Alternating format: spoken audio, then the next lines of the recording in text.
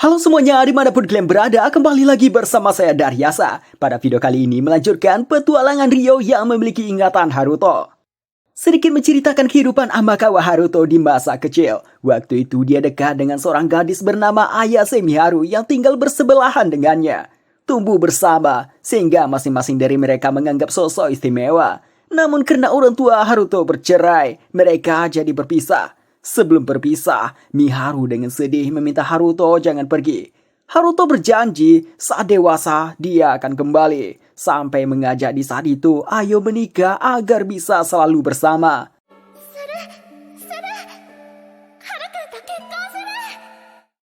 Untuk menepati janjinya itu, Haruto belajar dengan giat dan berhasil diterima di SMA terkenal yang berada di kota tempat tinggal Miharu. Haruto sudah mengantongi izin untuk kerja part-time demi bisa cari uang sendiri untuk kebutuhan sehari-harinya. Di hari upacara penerimaan siswa baru, Haruto melihat Miharu berdiri di depan gang. Haruto pun senang, tapi saat mau memanggil Miharu, seorang cowok yang bernama Takahisa duluan menghampiri Miharu. Takahisa mencoba menyentuh Miharu untuk mengajaknya pergi. Di saat itu muncul seorang cewek bernama Satsuki yang menggoda Takahisa yang langsung berlari begitu melihat Miharu padahal tadi sedang berjalan berdua dengannya. Tindakan Takahisa yang lengket pada Miharu ini telah disadari Satsuki semenjak SMP. Setelah itu mereka pergi.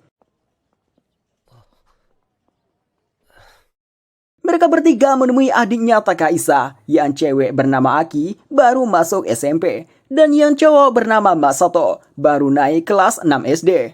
Mereka niatnya berkumpul untuk merayakan tahun baru mereka. Di saat hendak pergi, dua lingkaran sihir terbentuk di bawah kaki Satsuki dan Takahisa. Mereka diteleport ke dunia lain. Miharu, Aki, dan Masato yang berada di dekat mereka juga ikut kena.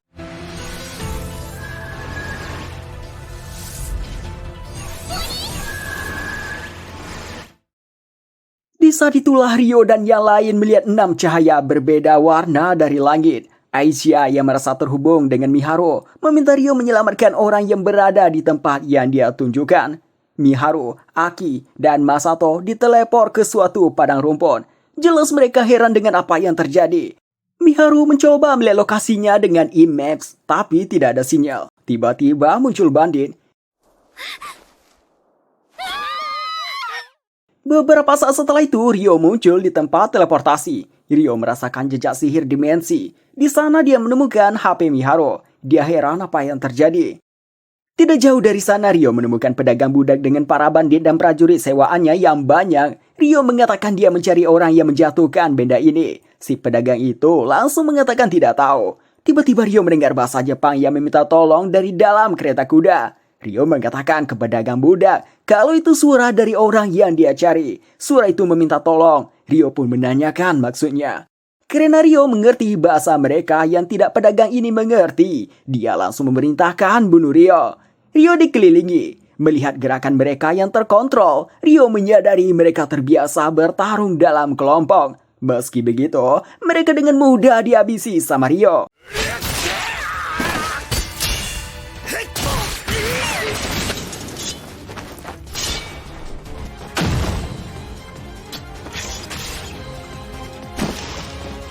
Pengawal yang tersisa tidak berani lagi melawan Ryo, sedangkan si pedagang jadi ngompol di celana. Ryo menemui Aki dan Masato berbicara dengan bahasa Jepang.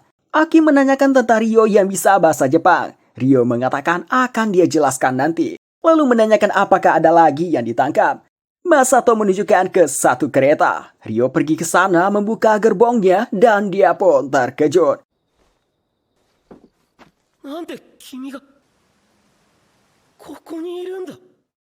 Ryo mengajak mereka ikut dengannya. Sambil berjalan, Ryo mengabarkan ke Aisyah lewat telepati, memutuskan bertemu saat matahari akan tenggelam. Miharu berterima kasih pada Ryo dan memperkenalkan namanya, serta menanyakan nama Ryo juga. Ryo mengatakan karena suatu kondisi dia memakai nama Haruto.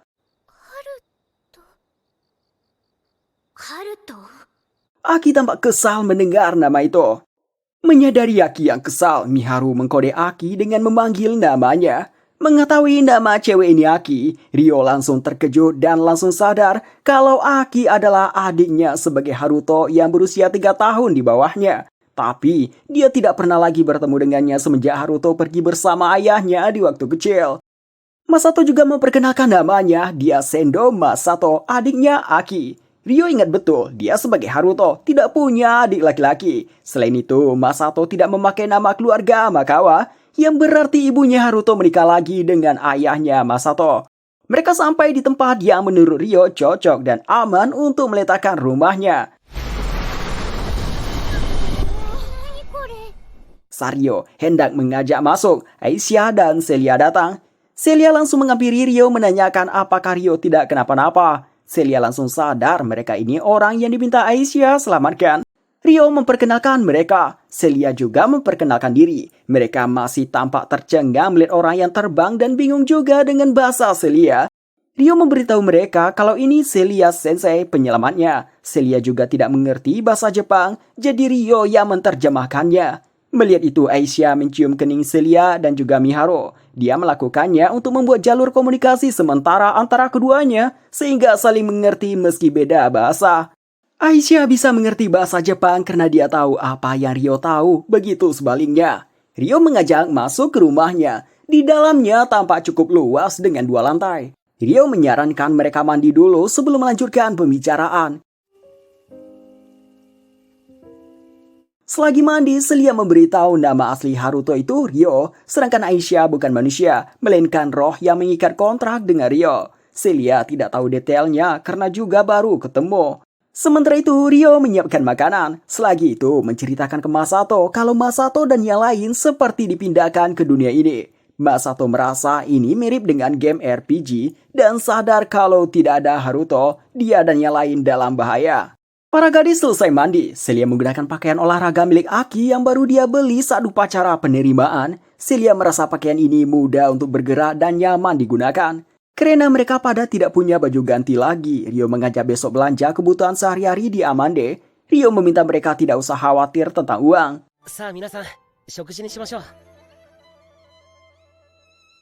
Selesai makan, barulah mereka melanjutkan pembicaraan. Dari penjelasan Miharu, Ryo mengatakan sepertinya mereka bertiga ikut terbawa dalam sihir pemanggilan.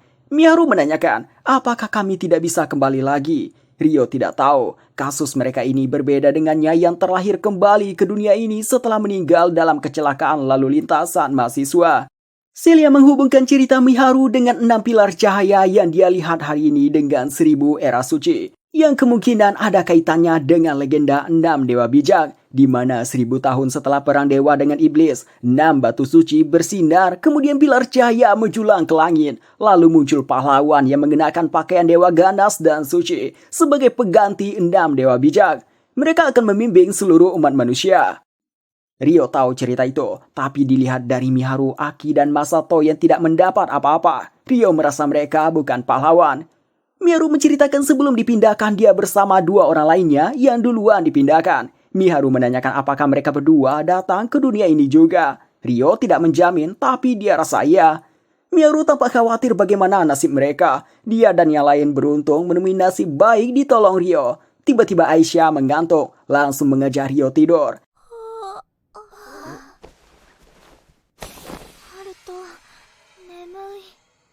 Celia yang panik menanyakan apa yang mereka lakukan. Dengan santai Aisyah mengatakan mengisi ulang energi sihir yang selalu dia lakukan dan selalu tidur bersama Haruto juga. Celia tidak memperbolehkannya dengan alasan Ryo belum mandi. Miharu tidak tahu mau ngapain. Dia menawarkan diri membereskan yang di meja. Singkat cerita, mereka kembali bicara. Aisyah tidur di bahu Ryo. Ryo menjelaskan bahwa Aisyah yang merupakan roh membutuhkan energi sihir sebagai daya hidupnya. Dirinya sebagai kontraknya jadi penghubung untuk membagikan sihir. Celia merasa cemburu. Memang itu benar, tapi dia beralasan kalau tidur berdua bisa berdampak pada generasi muda.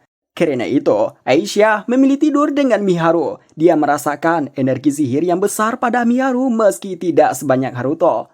Meski tidak begitu paham, namun Miharu senang bisa berguna. Lalu Ryo menunjukkan mereka kamar tidur, mulai dari Miharu yang bersama Aisyah, Aki dan Masato di kamar sebelahnya, sedangkan Celia di kamar lantai 2, di depan kamar Ryo. Setelah sendiri di kamarnya, barulah Ryo termenung. Dia tidak menyangka akan bertemu dengan Miharu di dunia ini. Rio bertanya-tanya, apa yang akan terjadi jika dia memberitahu ke Miharu kalau dia memiliki ingatan Haruto. Rio mengesampingkan hal itu. Dia sekarang ingin hidup sebagai Rio. Sudah bertekad untuk mengotori tangannya ini untuk balas dendam pada orang yang membunuh orang tuanya. Celia menemuinya, mengajak bicara sebentar. Celia ingin mengetahui banyak hal yang tidak bisa dia tanyakan di depan banyak orang tadi. Seperti apa yang Rio lakukan selama ini, bertemu Aisyah di mana, dan yang lebih penting, maksud soal kehidupan sebelumnya. Rio menceritakan, pertama soal Miharu dan yang lain yang terhubung mengenai kehidupannya sebelumnya. Rio mengaku kalau dia memiliki ingatan orang yang bernama Haruto, ingatan tentang dunia yang sama dengan Miharu. Karena itu bisa paham bahasa mereka. Ingatannya itu muncul di hari pertama bertemu dengan Celia di daerah Kumo sebelum kematiannya di umur 18 tahun. Celia juga merasa saat pertama kali bertemu Rio seperti anak yang dewasa. Rio mengatakan sekarang dia ini Rio anak 16 tahun. Celia memberitahu kalau dia penasaran dengan kondisi ayahnya. Setidaknya dia ingin cerita kalau dirinya baik-baik saja pada ayahnya. Rio menyarankan kirim surat. Rio mengajak beli peralatan di Serikat Dagang Rika dan Celia harus memakai nama samaran.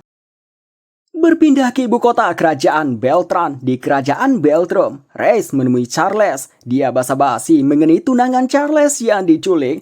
Charles yakin penculik itu sudah lenyap tanpa sisa kena serangan Alfred. Namun dia masih kesal keberadaan Celia masih tidak ditemukan. Charles merasa ada yang membantunya. Karena itu dia menutup ibu kota dan melakukan pemeriksaan. Reis tahu Rio bersama roh itu masih hidup dan pergi dengan menghilangkan jejaknya. Reis kagum dengan keberaniannya. Namun Reis tidak memberitahukannya pada Charles. Pembicaraan mereka berlanjut ke pahlawan. Hal yang diramal-ramalkan menjadi kenyataan. Kerajaan Beltrum juga muncul pahlawan. Sekarang dalam penanganan ayah Charles. Reis menanyakan, bukankah seharusnya kerajaan Beltrum punya 2 batu suci? Charles memberitahu, itu ada di tempat Putri Flora dan Doug Huguenot yang kemungkinan juga muncul pahlawan di sana. Charles kesal sama mereka. Dia anggap mereka pengkhianat yang berpihak pada kerajaan Galar. Mengenai kerajaan Galar, Reis teringat dengan Liselot Creatia yang menghadiri undangan tunangan Charles. Reis mengatakan gadis itu berbakat. Charles tidak menganggap begitu, baginya dia hanya gadis berusia 15 tahun. Reis hanya bisa senyum. Reis juga tidak memberitahukan pada Charles kalau keberadaan Liselot dengan Serikat Dagang Rikanya yang membuatnya sama merepotkannya dengan Doug Huguenot. Di tempat lain di kerajaan Beltrum, tepatnya di daerah kekuasaan Marquis Rodan, diadakan perjamuan makan untuk pahlawan yang dihadiri Doug Huguenot, Marquis Rodan, Roana, serta Putri Flora. Pahlawan yang muncul di sini juga dari Jepang. Dia bernama Sakata Hiroaki. Sikapnya tidak sombong mentang-mentang dipanggil pahlawan legendaris.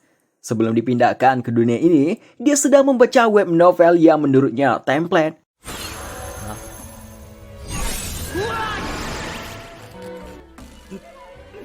Saat dia tersadar, langsung melihat banyak kesatria Doug Huguenot. Dia lumayan panik. Teriak, kalian siapa? Ini di mana? Putri Flora dan Doug Huguenot mendekati, memperkenalkan diri.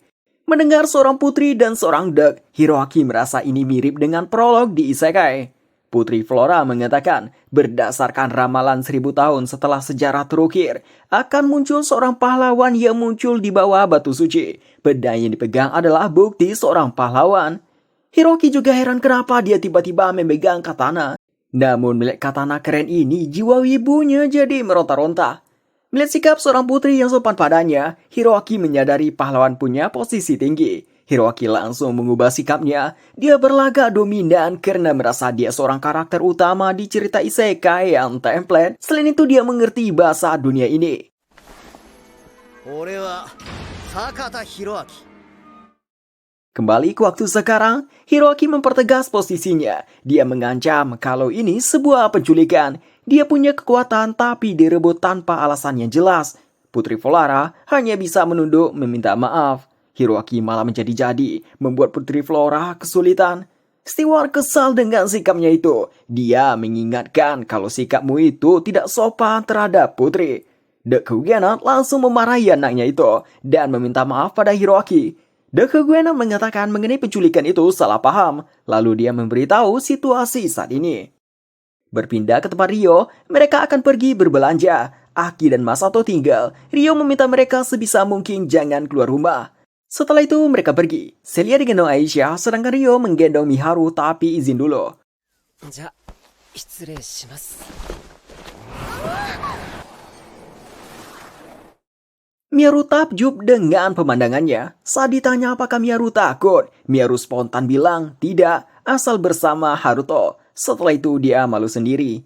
Sementara itu Celia menanyakan ke Aisyah seberapa banyak Aisyah tahu tentang Rio. Aisyah bilang hampir semuanya karena ingatan Haruto mengalir dalam dirinya karena terhubung dan jiwanya ikut terhubung juga secara spiritual. Celia pun jadi iri mendengarnya. Aisyah mengatakan berkat Celia orang pertama yang baik pada Haruto, Haruto perlahan jadi bisa mengendalikan orang lain. Sebelum memasuki gerbang kota perdagangan Amande, Kerajaan Galar, Rio memberikan Celia dan Miharu anting yang bisa mengubah warna rambut. Sampai di kotanya mereka langsung ke Serikat Dagang Riga. Di sana dibimbing sama Chloe.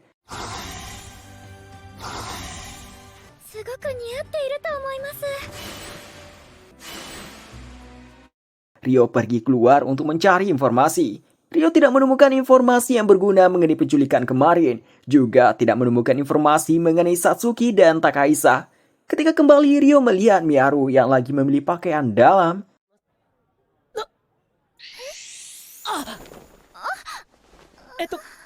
すみません。 Rio mau pergi lagi. Miharu memintanya tunggu. Miharu memilihkan baju untuk Rio. Yang lain juga merasa itu cocok dengan Rio. Balik lagi ke ibu kota kerajaan Beltrum. Di sebuah rumah tamu, Lee Selon masih terkurung di ibu kota kerajaan ini karena penutupan yang dilakukan Charles Arbor. Pelayannya, Arya, memberitahu masih butuh waktu sampai penutupan pembatasan dicabut. Liselot tahu kebijakan ini dilakukan Charles untuk mengendalikan informasi kejadian kemarin, tapi dia senang. Dengan ini reputasi Dark Arbor hancur. Namun di sisi lain, Arya khawatir pada Celia, karena Celia teman lamanya. Sementara itu, Rio dan yang lain telah kembali, membeli banyak baju termasuk buat Aki dan Masato. Setelah itu Rio menceritakan dia belum menemukan informasi mengenai Satsuki dan Takahisa. Tapi sesuai legenda 6 dewa bijak, pahlawan memang telah muncul. Menurut Rio, Takahisa dan Satsuki mungkin 2 dari 6 pahlawan yang muncul. Aki tampak sedih tidak bisa bertemu Takahisa. Aki sangat ingin bertemu dengan Takahisa. Rio paham perasaannya. Rio menyarankan terlebih dahulu pelajari bahasa dan pengetahuan dunia ini.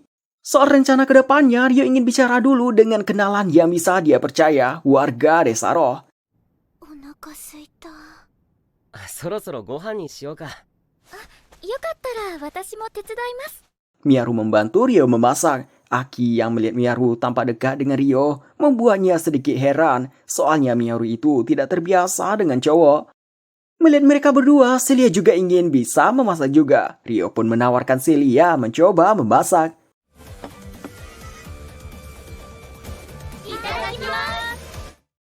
Besoknya Rio berangkat menuju desa roh menggunakan item teleportasi instan satu arah. Sebelum pergi, Rio meminta Aisyah menjaga mereka. ディライマード。 マジかよ。 Begitu merasakan distorsi sihir yang besar, Latifa langsung menuju ke sana. Dia yakin itu Rio. Begitu melihat Rio, dia langsung memeluknya. ラティファ。 Sarah dan yang lain juga bergegas datang, ingin cepat bertemu dengan Rio juga, tapi malu mengungkapkannya. Rio mengungkap maksud kedatangannya, ingin berdiskusi dengan para tetua. Singkat cerita, Rio bertemu dengan para tetua. Pertama memberitahu mengenai energi sihir yang besar yang muncul di Stral berasal dari 6 pilar cahaya. Yang kemungkinan wujud pilar cahaya itu semacam sihir ruang dan waktu, jenis sihir pemanggilan. Di wilayah Stral sendiri yang berperan besar dalam peran dewa dan iblis adalah kemunculan 6 pahlawan. Tetua menanyakan kenapa Rio berpikir para pahlawan itu dipanggil dari dunia lain. Rio menceritakan dia sekarang menjaga 3 orang dari dunia itu, 2 perempuan, 1 laki-laki. Namun mereka bukan pahlawan, mereka berada di posisi yang tidak ada kaitannya dengan pilar cahaya. Mereka ikut terbawa oleh 2 orang yang terjebak dalam distorsi ruang dimensi yang kemungkinan besar 2 orang itulah yang pahlawan. Rio ditanya apakah bisa memahami bahasa orang dunia lain itu. Memang tujuan Rio kesini menceritakannya. Rio mengaku bukan hanya memahami, dia bisa memakainya. karena dirinya penduduk dari dunia yang sama dengan mereka di kehidupannya yang sebelumnya. Rio berjanji akan menjelaskan itu nanti. Untuk saat ini, Rio menanyakan apakah percaya dengan penjelasannya. Latifah tidak menyangka Rio akan mengungkapkannya. Meski terkejut, namun para tetua percaya. Lalu Rio membuat permintaan, apakah 3 orang yang dia bicara tadi ditambah 1 orang lagi bisa tinggal sementara di desa ini? Dia ingin mengembalikan mereka bertiga ke dunia asal mereka, tapi dia akan sulit bergerak jika harus menjaga mereka. 1 orang lainnya adalah penyelamatnya. Orang itu dipaksa dengan pernikahan yang tidak dia inginkan, jadi dirinya menyelamatkannya.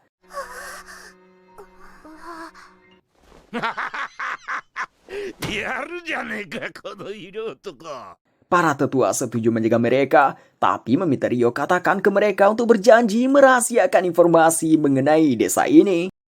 Malamnya Rio bicara dengan Latifah. Rio meminta maaf telah menceritakan tentang kehidupannya tanpa memberitahu Latifah. Rio tegaskan itu untuk bisa menjelaskan pada para tetua. Latifah menanyakan apakah dirinya harus memberitahunya juga. Rio mengatakan Latifah tidak perlu memaksakan diri melakukannya. Rio memberitahu gadis yang dia suka waktu kecil sebagai Haruto dan adiknya yang berpisah dengannya karena perceraian orang tuanya adalah orang Jepang yang dia jaga saat ini. Tapi dia tidak menceritakannya pada mereka kalau dirinya punya ingatan Amakawa Haruto karena merasa mental mereka masih tidak stabil. Jadi Rio meminta Latifah jangan ceritakan kehidupannya yang sebelumnya ke mereka.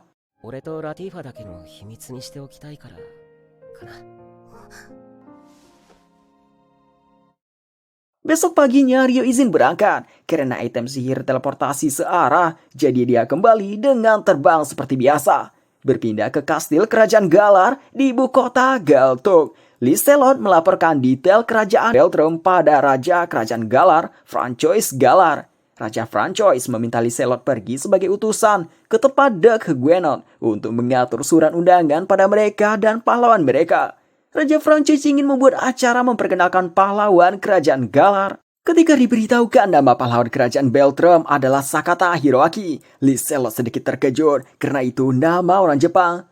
Liselot menanyakan nama pahlawan yang muncul di kerajaan ini. Raja memberitahu namanya Sumeragi Satsuki. Raja merasa dia sekampung dengan Sakata Hiroaki karena memperkenalkan nama keluarga terlebih dahulu dari namanya. Liselot semakin yakin mereka berdua dari Jepang. Raja Francois meminta anaknya, Charlotte Galar, membimbing Liselot ke tempat pahlawan. Singkat cerita, mereka sampai di tempatnya Satsuki. はじめまして。あなたがリーゼロッテさん。 Di hutan di dekat kota Amande, Rex mengarahkan monster ciptaannya cari orang dengan energi sihir sebanyak mungkin di hutan dekat sini dan bawa mereka hidup-hidup. Jika ada saksi mata, langsung bunuh. Di rumah Rio, Celia membantu Masato belajar bahasa astral, sedangkan Aki membantu Miyaru masak. Miyaru mengatakan, apakah Haruto akan segera pulang? Aki mengatakan, kami Haru dari kemarin terus mengatakan hal itu. そうかな。 Dengan wajah sedih, Aki menanyakan sampai kapan kehidupan ini terus berlanjut. Dirinya harusnya akan menjalani kehidupan baru di semester baru ini, tapi malah dipindahkan ke dunia ini. Selain itu tidak ada Abang Takahisa dan Kak Satsuki, dan mungkin saja dia tidak akan bertemu dengan ibunya dan yang lain lagi. Miyaru mencoba menghiburnya dengan memeluknya. Aki menanyakan apakah Kak Miyaru tidak cemas. Miyaru mengatakan dia juga cemas, tapi di sini ada Aki, Masato, Ai-chan, Celia dan juga Haruto, jadi dia bisa merasa tenang. Aki tampak kesal tidak suka dengan jawaban itu. Aki menanyakan apakah Miyaru tidak ingin pulang. Miyaru mengatakan tidak usah buru-buru. Haruto sudah mengusahakan banyak hal, lebih baik percayakan saja padanya saat ini. Lalu Aki menanyakan pendapat Miyaru soal Haruto. どうって？ Aki mengatakan soalnya Kak Miharu biasanya tidak terbiasa bicara dengan cowok, tapi terlihat terbiasa dengan Haruto dan malah tampak senang. Miyaru mengatakan Haruto itu baik dan bisa diandalkan. Selain itu namanya mirip dengan Harukon. Aki kesal, Miyaru masih mengingat kakaknya itu. Aki tidak terima Haruto disamakan dengan kakaknya yang meninggalkannya itu. Setelah itu, Aki izin pergi untuk mendinginkan kepalanya. Miharu meminta maaf mengatakan dia bukan bermaksud begitu. Aki pergi keluar. Dia sadar telah salah bersuara keras ke Miharu, padahal Miharu tidak salah. Dari sini, Aki menyimpulkan Miharu masih suka pada Amakawa Haruto. Miharu menemui Aki. Di saat itu juga melihat 3 monster di depan mereka. Monster itu bisa memasuki penghalang buatan Ryo. Beruntung Aisyah cepat menyadarinya. Aisyah memberitahu ini adalah monster yang tertarik dengan energi sihir dari penghalang rumah ini. Monster hitam yang diserang Aisyah tadi bangkit kembali. Monster lainnya mendekat ke Aisyah. Di saat yang bersamaan, monster lainnya mendekat dari samping ke Miharu dan yang lain. Di saat yang krusial ini, Celia datang. Celia mengatakan serahkan penjagaan Miharu dan Aki padanya. Para monster itu bangkit kembali. Ketika mereka ingin menyerang lagi, Ryo pun datang.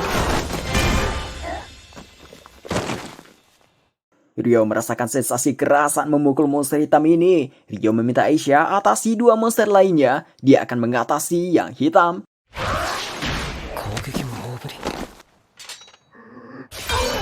Di saat Ryo mengakhiri monster itu, dia bicara seperti meminta tolong bunuh dirinya. Tapi anehnya, monster itu meninggalkan batu sihir setelah mati, sama seperti monster biasa. Di sisi lain, Aisyah juga telah mengalahkan 2 lainnya. Aki meminta maaf, dia merasa ini semua salahnya yang pergi keluar. Miharu juga menyalahkan dirinya yang mengatakan sesuatu yang menyinggung Aki. Ryo tidak mempermasalahkannya, dia mengganti topik dengan aroma enak yang berasal dari masakan Miharu. Karena itu mereka memutuskan makan. Para monster ciptaan Reis kembali membawa banyak orang yang bisa sihir dalam keadaan pingsan. Reis melihat satu kelompok tidak kembali. Dia penasaran siapa yang mengalahkan mereka. Karena menurutnya tidak mudah mengalahkan kawanan Revenant yang sudah dia perkuat. Rupanya monster ini adalah mayat yang dihidupkan kembali oleh Reis. Reis akan membuat lebih banyak dari orang-orang yang dia tangkap ini.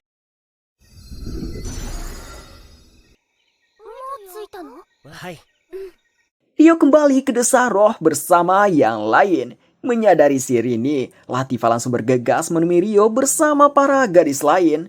Miharu, Aki, dan Masato tampak kagum melihat Beastman benar-benar ada, apalagi orangnya imun-imun. Sarah mengucapkan selamat datang ke mereka di desa roh, lalu dia dan yang lain memberikan penghormatan pada Aisyah dan bicara dengan bahasa formal. Melihat hal ini tentunya membuat Miharu dan yang lain tercengang. Ryo menceritakan, penduduk desa roh menyembah roh tingkat tinggi yang bisa mewujudkan dirinya seperti dewa. Aki dan Miharu merasa tidak sopan selama ini setelah memanggil Aisyah dengan Aichan. Miharu pun meminta maaf. Aisyah tidak mempermasalahkan hal itu. Lagian dia tidak suka formalitas. Sile memperkenalkan diri pada Latifah, lalu memberitahu kalau dia sudah mendengar tentang Latifah dari Ryo. Sile tertarik pada ekor Latifah. Dia meminta izin menyentuh ekor Latifah. Latifah menggunakan bahasa Jepang. Miharu dan yang lain langsung terkejut. Latifah ikut mengaku kalau dia juga memiliki ingatan kehidupan sebelumnya sama seperti Haruto. Latifah menawarkan diri membantu belajar bahasa astral. Ryo tidak menyangka Latifah mengaku. Ryo menanyakan apakah Latifah tidak apa-apa. Latifah sudah memutuskannya. Dia juga sudah memberitahu Sarah dan yang lain. Latifah melakukannya karena dia tahu betapa cemasnya berada di dunia yang tidak dikenal. Selain itu, sekarang dia adiknya Haruto, jadi ingin membantu Haruto. Wakatta. Arigatou, Latifah. Lalu mereka saling memperkenalkan diri. Sarah membimbing ke desa. Para warga desa tampak menjaga jarak sama mereka. Aki pun mempertanyakan hal ini. Ryo menjelaskan bahwa warga desa ini menjaga jarak pada manusia. Lalu ada bocil yang memegang Miharu. Miharu mengucapkan salam padanya. Si bocil berbisik pada Latifah, memberitahukan seragam Miharu terlihat asing. Latifah memberitahukannya pada Miharu. Miharu memakai seragam sekolahnya karena merasa ini pakaian formal untuk bertemu dengan para tetua. Miharu menanyakan apakah ini aneh. Latifah mengatakan itu pakaian yang imun. Miharu mengatakan ke si bocil kalau dia suka telinga si bocil yang terlihat imun.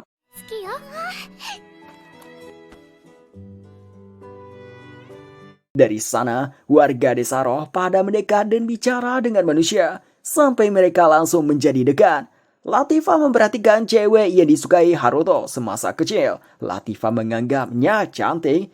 Miharu menyadari tatapan Latifah, menanyakan ada apa. Latifah dengan malu-malu menanyakan apakah boleh dia panggil Miharu One-chan.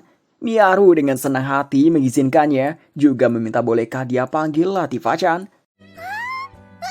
Lepas itu, diadakan pesta penyambutan. Mereka tidak menyangka disambut begini segala. Para tetua menyambut Aisha dengan hormat dan juga mengucapkan selamat datang pada Miharu dan yang lain.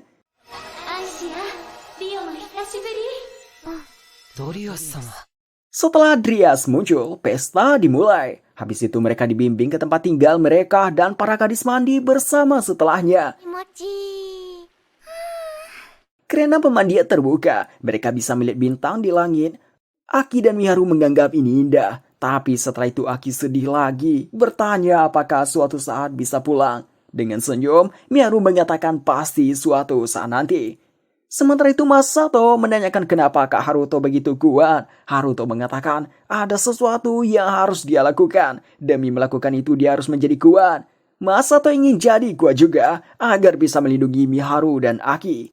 Besok pagi, Celia melihat Ryo latihan pedang.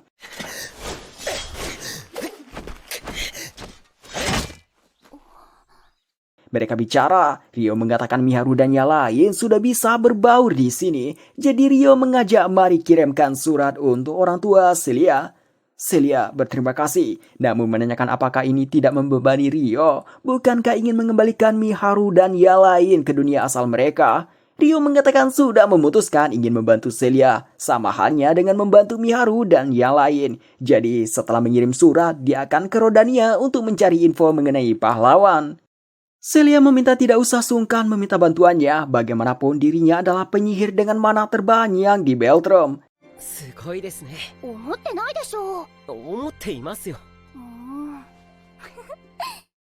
Besoknya, mereka izin pergi. Miharu memberikan bekal buatannya sebagai terima kasih atas semuanya. Miharu berjanji kelak akan membalas kebaikan Naruto. Ryo mengatakan bekal ini sudah cukup dan dia suka masakan Miharu. Miharu-chan, すごく頑張って作ったんですよ。なかなかの良妻ぶりです、Miharu姉さん。 Setelah itu mereka pergi. Berpindah ke kerajaan Beltrum, tepatnya di kediaman Marquis Rodan. Liselot telah sampai di sana menyampaikan undangan untuk mengakhiri pesta kepahlawan Hiroaki, Putri Flora, dan Dek Huguenon, serta Rowana. Hiroaki langsung terpana dengan kecantikan Liselot. Pandangannya selalu tertuju pada Liselot yang bicara. Dia menganggap tidak hanya cantik, Liselot juga punya suara yang imut. Dia baru fokus lagi setelah Putri Flora memanggilnya. Karena terpesona pada Liselot itu, tanpa pikir panjang, dia memutuskan hadir. Sementara itu, Ryo dan yang lain telah sampai di wilayah Contclair, kerajaan Beltrum. Dari jauh mereka melihat kediaman Celia. Di sana terlihat banyak penjaga. Celia memberitahu ada lorong rahasia ke mansion di taman, hanya anggota keluarga yang tahu. Mereka masuk lewat sana. Setelah mereka di dalam, Contclair langsung menyadari ada yang masuk. Dia heran apa yang terjadi. Harusnya tidak ada orang luar yang bisa masuk ke lorong rahasia. Celia meletakkan suratnya ke sebuah ruangan di lorong rahasia itu. Tepat setelah dia menutup pintu, ayahnya datang.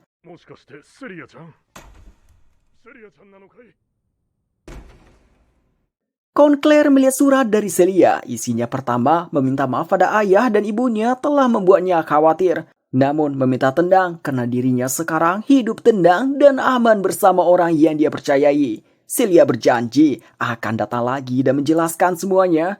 Terakhir mengucapkan terima kasih. Celia-chan! Meski sedih, tapi Celia mengatakan ini sudah cukup. Celia berterima kasih pada Ryo. Setelah itu mereka menuju Rodania. Sementara itu Liselot yang mau kembali ke Amande dengan kapal terbang terpaksa mendarat darurat di kota terdekat karena ada naga hitam yang muncul. Kapal terbang Liselot berhasil mendarat dengan selamat. Beruntung naga hitam itu tidak melihat mereka. Liselot memuji keputusan cepat kapten dan berterima kasih. Kapal terbang sihir milik Dek Huguenon juga mendarat darurat tidak jauh dari tempat mereka. Saat menurunkan barang, penguasa wilayah ini, Baronet Boska, menyambut Liselot. Rupanya mereka saling kenal. Tidak lama setelah itu, kelompok Dek Huguenon datang. Ada Rowana, Putri Flora, dan pahlawan Hiroaki. Mereka juga mau pergi ke kerajaan Galar dan berniat mampir ke Amande, tapi terpaksa mendarat karena ada naga hitam itu.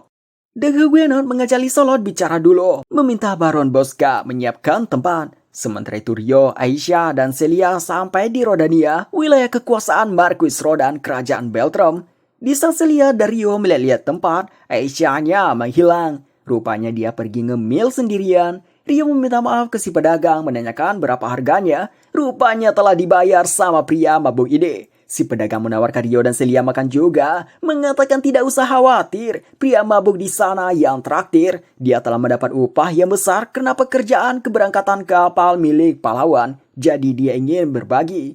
Rio menanyakan mengenai keberangkatan kapal milik pahlawan itu. Si pedagang memberitahu, kabarnya akan diadakan pesta penyambutan untuk para pahlawan. Namun si pedagang tidak tahu mengenai informasi tentang pahlawan itu. Yang dia tahu, pahlawan di sini pergi ke Galar.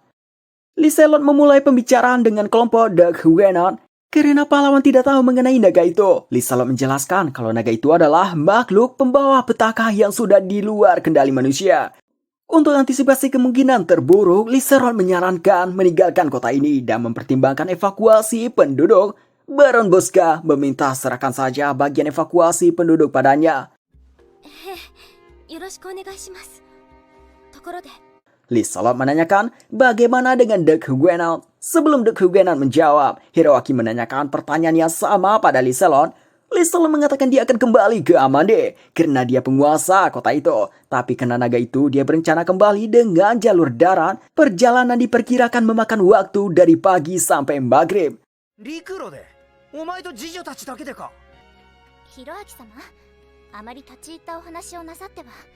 Liselot meminta jangan khawatir. Para pelayannya sudah diberikan pembekalan latihan bertempur. Rowana meminta Hiroaki untuk tidak terlalu ikut campur, karena hal itu hanya akan merepotkan Liselot. Hiroaki berlagak seperti pria yang memiliki jiwa kesatria. Dia mengatakan akan ikut dengan Liselot. Sebagai pahlawan dia tidak bisa mengabaikan situasi ini. The Huguenot akan bicara, mengatakan ke Rowana kalau kita tidak bisa mengabaikan keinginan Tuan Hiroaki yang seorang pahlawan. Kita berada di posisi yang tidak bisa memerintahkan pahlawan. Liselot sedikit protes. Dia katakan kalau dia tidak bisa membiarkan pahlawan dari kerajaan lain membahayakan nyawanya demi dirinya. Hiroaki masih memilih akal-akalan agar bisa berada di samping Liselot. Dia memberitahu kalau dirinya adalah pahlawan. Dia telah bersumpah akan membantu The Huguenot dan yang lain dengan syarat selama dia bisa menerimanya. Dan menegaskan kalau dia kabur sendirian ke tempat yang aman, itu bertentangan dengan nilai estetikanya. The Huguenot bersumpah takkan menyalahkan Liselot meski terjadi sesuatu di luar dugaan. Putri Flora pun tidak bisa membantah keinginan pahlawan Hiroaki. Hiroaki berlagak sok lagi mengatakan kalau terjadi sesuatu yang berbahaya, di saat itu Liselot bisa mengandalkannya sambil menunjukkan senjata suci pahlawannya yang bernama Yamatano Orochi. Meski terkejut melihat senjata itu, namun dalam hati Liselot mengatakan, "Ni anak apa Anda?" Paginya sebelum keberangkatan, seseorang mendatangi Liselot. Dia adalah Raymond Brand, kapten kesatria The Huguenot yang ditugaskan menjaga keberangkatan hari ini. Raymond mengenal Arya. Dia mengucapkan belasungkawa atas apa yang telah terjadi pada keluarga Arya. Arya berterima kasih atas hal itu. Arya mengatakan dia beruntung Nona Liselot memungutnya. The Huguenot dan yang lain datang. Setelah itu mereka pergi. Di kereta kuda terdepan diisi oleh Liselot, Flora, Hiroaki, dan Rowana. Sementara The Huguenot dan yang lain kereta kuda kedua. Di tengah hutan, Arya menyuruh hentikan kereta dan bersiap untuk bertempur. Chloe langsung mengaktifkan keamanan pada kereta. Dari kedua sisi mereka terlihat banyak monster yang membuat para kesatria terkejut. Arya merasa aneh, kenapa tiba-tiba ada banyak monster. Arya meminta Liselot dan yang lain jangan keluar kereta. Lalu Arya menyuruh kesatria bersiap dengan tameng. Setelah itu, hujan batu menghampiri mereka. 3 pelayan Liselot, Cosette, Natalie, dan Chloe membuat barrier sihir untuk menghalangi ke arah kereta kuda. Selagi hujan batu itu, dari depan dan belakang juga muncul banyak monster, jumlahnya ratusan. Arya mengatakan ke Kapten Raymond serahkan bagian depan padanya. Kapten Raymond mengizinkannya. Arya mulai beraksi.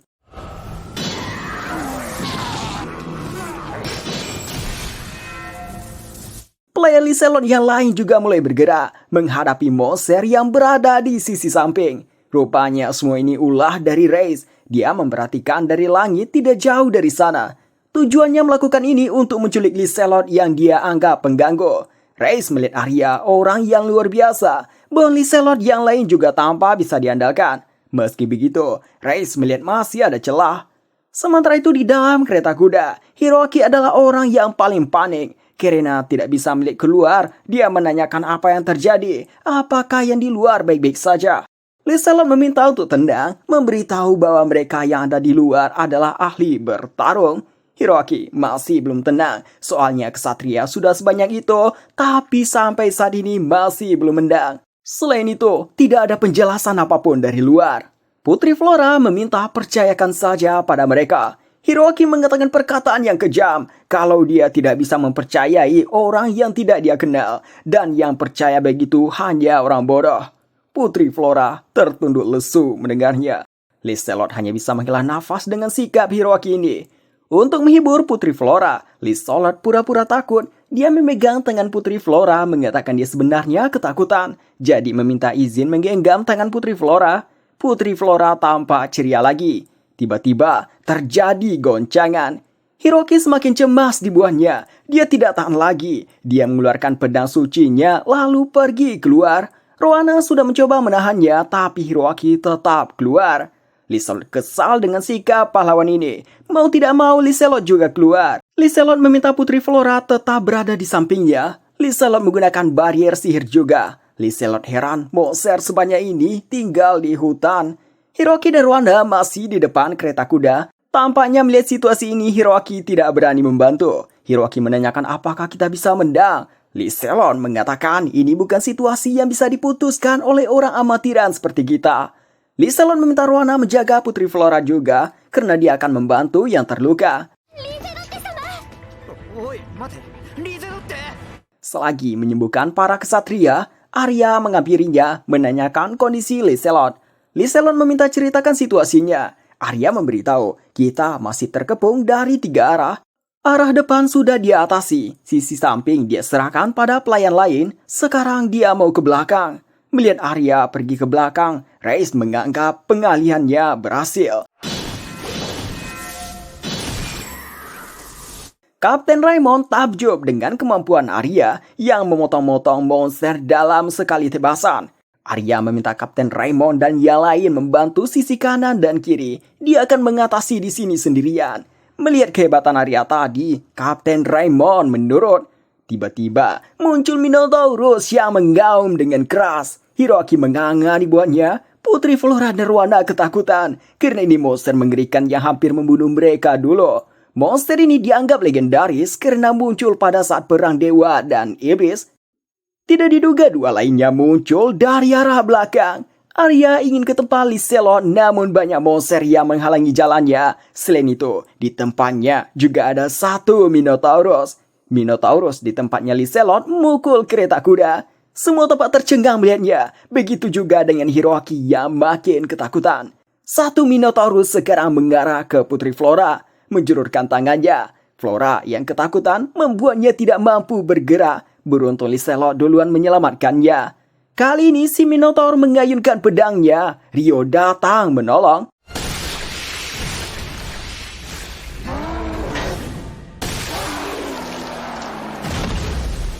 Semua orang takjub melihatnya. Melihat orang yang menyelamatkannya ini membuat Flora teringat dengan sosok Rio yang juga menyelamatkannya di waktu dulu. Rio mendekati mereka, mengatakan dia bantu. Pelayan Liselot menanyakan kau siapa. Rio tidak punya waktu menjelaskannya. Satu Minotaurus mendekat lagi dan melompat. Rio mengaliri sihir ke pedangnya dan juga mengakhirinya.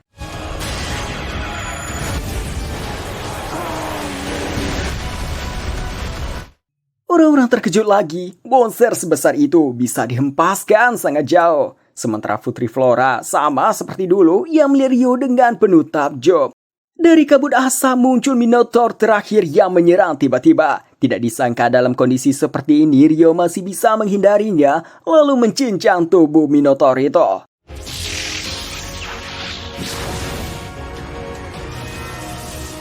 Para monster yang melihat itu lari ketakutan. Para prajurit bersorak untuk Rio. The Huguenot, Liselot, dan Putri Flora menemui Rio. Rio pun tidak menyangka melihat Putri Flora di sini. Putri Flora sendiri matanya berkaca-kaca melihat Rio. Liselot berterima kasih telah menyelamatkannya dan semua orang. Liselot memperkenalkan dirinya, Liselot Kretia, penguasa Amande. Rio memperkenalkan namanya Haruto. Mendengar itu, Putri Flora terkejut. Orang yang dia yakini Rio malah orang lain.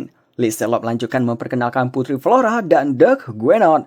Putri Flora masih merasa ini Rio. Dia pun menanyakan, apakah kita pernah bertemu sebelumnya? Haruto berbohong mengatakan dia rasa belum pernah. Hal itu membuat Putri Flora sedih. Melihat Putri Flora yang begini tidak seperti biasanya yang pendiam, The Huguenot menanyakan apakah Haruto bangsawan negara lain. Haruto memberitahu kalau dia hanya pengembara yang sedang berlatih pedang. Hiroki muncul, menyombongkan dirinya yang seorang pahlawan. Mendengar namanya, Haruto yakin Hiroki orang Jepang juga. Karena dia yang seorang pahlawan, yang mana dia dihormati, jadi Haruto bicara sopan padanya. Hal itu membuat Hiroki semakin meninggi. Setelah itu dia mengajak Rohana dan Putri Flora pergi ke tempat aman. Haruto merasa Hiroki yang bisa bicara normal itu karena dia seorang pahlawan. Mungkin ada semacam sihir auto-translate pada pahlawan. Flora masih termenung melihat Haruto. Sebenarnya dia ingin bicara dengan Haruto, namun Hiroki memanggilnya. Haruto jadi bertanya-tanya apakah Flora menyadari dirinya Rio, sementara Rohana terlihat tidak menyadarinya. Haruto menawarkan bantuan akan memperbaiki kereta kuda yang rusak ini. Arya sedikit tidak percaya kereta kuda itu akan bisa diperbaiki, sementara Liselot mengizinkannya meminta Arya temani. Alasan kenapa Haruto membantu mereka, karena Arya temannya Celia. Sebelumnya saat mereka terbang, mereka melihat kelompok Liselot yang diserang monster. Arya saat itu membasmi monster sendirian sampai akhirnya 3 Minotaurs muncul. Karena itu berbahaya, jadi Rio menyelamatkannya, meminta Aisyah bawa Celia ke tempat aman. Jadi setelah mengetahui Arya mengabdi pada Liselot, seorang yang memiliki pengaruh besar, Haruto jadi ingin membuat hubungan baik dengannya. Haruto mulai memperbaiki kereta kuda, memotong setengah bagian ke atas dengan begitu mudahnya.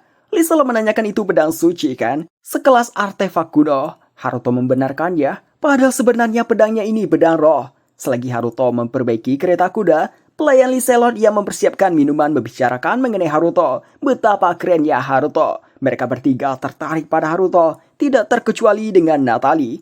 Haruto telah selesai memperbaiki keretanya. Liselot berterima kasih padanya. Cosette datang membawakan minuman khusus buat Haruto. Haruto mengucapkan terima kasih, tapi tidak tahu mau memanggil apa. Menyadari itu, Cosette langsung memperkenalkan diri ala bangsawan.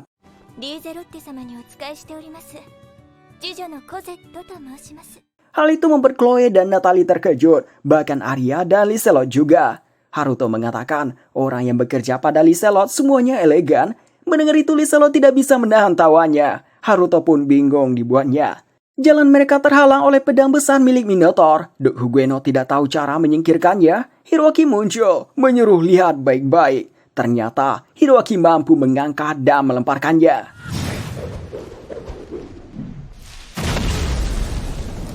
Hiroki mendapat pujian dari para prajurit dan The Huguenot. Tentunya Hiroki semakin sombong. Dia mengatakan ini bukan masalah buannya. Haruto melihat saja dari jauh. Dia kagum melihat si Rini. Rupanya kekuatan Hiroki tadi berasal dari pedang suci miliknya yang meningkatkan kekuatan fisik Hiroki. Berbeda dengan Hiroki, Haruto yang mengangkat santai pedang itu murni karena kekuatan fisiknya sendiri. Hiroki berjalan di depan Haruto memasang ekspresi seolah dia menang. Haruto berakhir diajak ikut bersama mereka di kereta kuda. Haruto masih nggak enak duduk bersama mereka. The Huguenot mengatakan ini sebagai ucapan terima kasih pada penyelamat. Liselot membenarkannya. Liselot berjanji akan menyampaikan rasa terima kasih begitu sampai di Amande. Liselot sampai menundukkan kepalanya. Yang hal itu membuat Haruto meminta Liselot mengangkat kepalanya kembali. Hiroki tidak suka melihatnya. Dia mengatakan ke Liselot, orang seperti Liselot jangan mudah menundukkan kepala. Liselot hanya bisa menghela nafas dengan sikap Hiroki ini.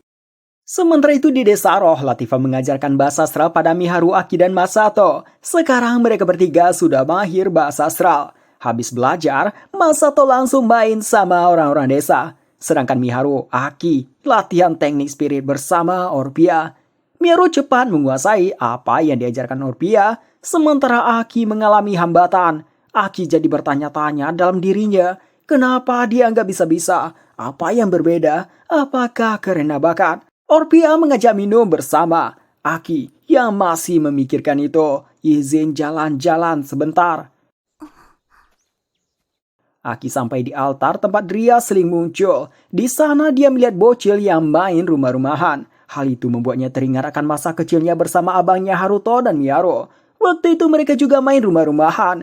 Aki sangat senang di masa itu. Karena itu dia mengajak nanti main lagi dan mengajak janji untuk selalu bersama. Namun Haruto dan ayahnya pergi meninggalkannya. Aki tidak mau Haruto pergi. Ibunya memeganginya. Aki mengatakan Haruto pembohong, padahal sudah berjanji akan selalu bersama.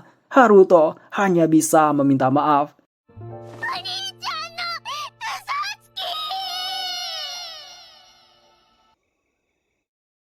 Malamnya sebelum makan, Masato masih belum kembali bermain. Selagi menunggu, Aki menanyakan Haruto dan Latifah pertama kali ke sini. Itu membuat Sarah dan yang lain langsung merasa bersalah. Latifah dengan senyum mengatakan sedikit ada masalah.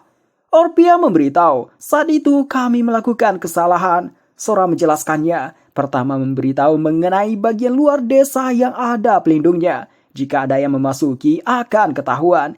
Di saat itu Rio beristirahat di sana. Namun Sora dan yang lain salah paham melihat Latifah yang dibuat tidur dengan teknik spirit.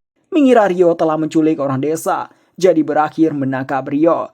Latifah memberitahu, Rio melakukannya demi dirinya karena di waktu itu dirinya selalu mimpi buruk.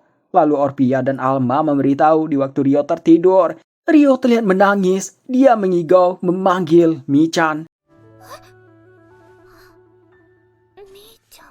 Miharu dan Aki langsung terkejut dibuatnya, soalnya itu nama panggilan Amakawa Haruto untuk Miharu di waktu kecil. Sarah dan yang lain heran melihat respon Miharu dan Aki. Di saat itu, Masato muncul dengan membawa ikan yang besar. Sarah, Alma, dan Orpia menemui Miharu di kamarnya yang lagi latihan teknik spirit. Kedatangan mereka untuk membicarakan mengenai Aki. Sementara itu Aki sedang mandi bersama Latifah. Aki menanyakan cerita Latifah dan Haruto sebelum datang ke sini. Sebenarnya cerita itu menyakitkan buat Latifah, tetapi dia tetap menceritakannya. Latifah menceritakan sebelumnya dia adalah budak di kerajaan Beltram. Haruto membebaskannya dari perbudakan dan mengajak ke desa ini. Di desa ini dia jadi bisa hidup tenang. Aki meminta maaf telah menanyakan hal yang tidak mengenakan. Latifah tidak mempermasalahkannya. Dia menganggap berkat hal itu dia jadi bisa ketemu Haruto. Semua kesulitan yang dia alami dia anggap demi bisa bertemu Haruto. Jadi sekarang dia ingin membantu Haruto. Aki memahami hal itu. Aki menceritakan dia dulu pernah dikhianati oleh orang yang dia sayangi saat kecil. Dia jadi sangat sedih dan kesepian. Tapi suatu saat ibunya menikah lagi dan dia mendapat abang dan adik baru. Itu Takahisa dan Masato. Takahisa sangat baik dan banyak membantunya. Jadi sekarang dia ingin membantunya. Namun dia kesal karena tidak bisa menggunakan teknik spirit dan juga merasa kesal karena teringat masa lalu. Latifah menghibur Aki, meminta Aki ceritakan saja kalau ada kegelisahan, dia akan dengar semuanya. Arigato, Latifah-chan. Mulai dari sana, Aki mulai berlatih keras. Para gadis ingin memberi Aki hadiah. Kembali dari latihan, Aki melihat Orpia yang mengenakan seragam sekolah yang dia pinjam dari Miharu. Orpia dipuji tanpa imut. Latifah ingin memakainya juga, ingin melihatkannya pada Haruto. Namun baju Miharu kegedean untuknya. Miharu datang membawa pie apel, kue kesukaan Aki. Aki menanyakan kenapa tiba-tiba. Mereka bilang ini spesial buat Aki yang telah bekerja keras. Lalu Aki meminjamkan bajunya untuk Latifah. Latifah juga dipuji imut sama yang lain. Latifah jadi ingin memperlihatkannya pada Haruto. Berpindah ke Kaisaran Proxia, ibu kota Nidgar. Kaisar Nidol Proxia tengah duduk di singgasananya melihat keluar dengan wajah bosan. seseorang mampirinya. Rupanya orang itu Lucius. Lucius mengatakan dia dengar terjadi masalah di Beltram. Jika The Arbor runtuh akan jadi masalah. Nidor tidak khawatir mengenai itu. Dia telah mengirim utusan ke sana. Utusannya itu datang. Tujuan Rex ke sini untuk menemui Lucius. Dia meminta bantuan Lucius untuk menjalankan rencananya. Dia katakan sebenarnya dia sudah menjalankan rencananya, tapi ada faktor tidak terduga yang cukup merepotkan. Sekelas Minotaurus tidak bisa menandingi orang itu. で、俺に何をしろと？ Reis memberikan tugas untuk menculik putri kedua kerajaan Beltram, Flora Beltram.